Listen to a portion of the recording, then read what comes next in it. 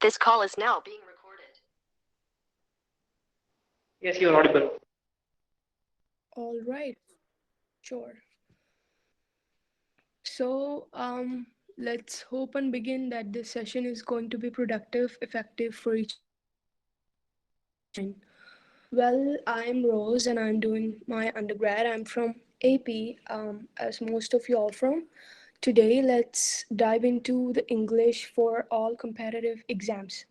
So, what we're going to learn today is specifically the synonyms and antonyms, which is like the most significant part of all the competitive exams, right? Just say yes if everybody of y'all can understand my language and this line.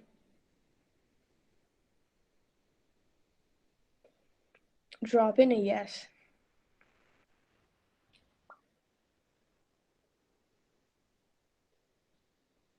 All right. I hope everybody can understand. So, candidates who aspire to appear for various government exams should go through the synonyms questions carefully, as a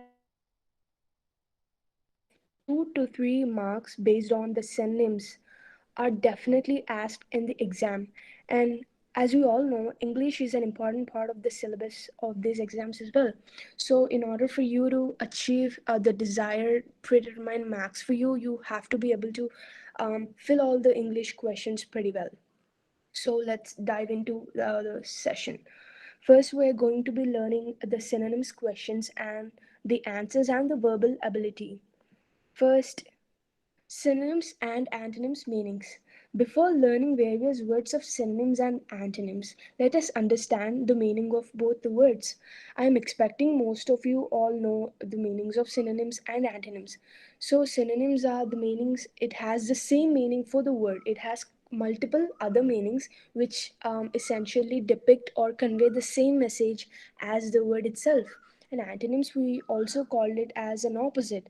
So if the word says something, the antonym or the opposite of the word says some other thing else. So let's dive a little deeper. What is a synonym? So, a synonym is a word or phrase, the meaning of which is the same or nearly the same as another word or phrase. Words that are synonyms are described as synonymous. So, basically, a synonym is a word. If we take the meaning of a synonym, there will be another word or couple of other words which means exactly or nearly as the same as the word itself. So there's this proximity level that lies within the word. So if couple of words are same or depict the similar meaning, that means both are synonymous to each other. And we let's see some examples of synonyms. So artful, there are different words involved in it. So the synonym of artful is crafty, and there are multiple other words. Say ballet, it says pole, and the chorus says refrain. Deceptive, misleading. I hope deceptive, most of you are aware of this. If someone is deceiving you, then this means they're misleading you. I hope you can see the my screen, right? So it's this deceptive means snake says deceptive, so they're misleading you. So mislead is the synonym of deception, which is deceptive. Deceptive, deception, deceiving, these are all synonymous, and misleading as well. So another is enormous. So there's this enormous amounts of water. So this enormous also means immense. So this immense is the synonym of enormous. There's this plethora, which means there are enormous amounts of options, right? I'm now believing that you all got an idea of what is synonymous.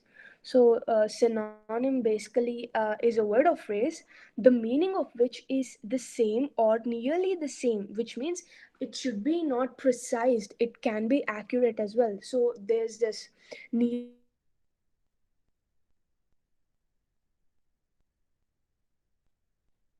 or opposite of the same. We all know it's the opposite of the word. So let's see the definition of the antonym.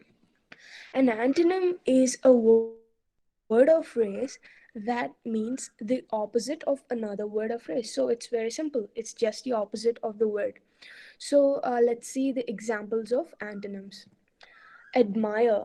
What is the meaning of admire? It's the intense liking of someone or respect grown towards a personality who is an inspirational or influential personality. So what is detest? Detest is the meaning of kind of growing this hatred or dislikeness towards a person. So admire is the extreme liking of somebody, whereas the detest is you are like hating that person. So these two are the antonyms.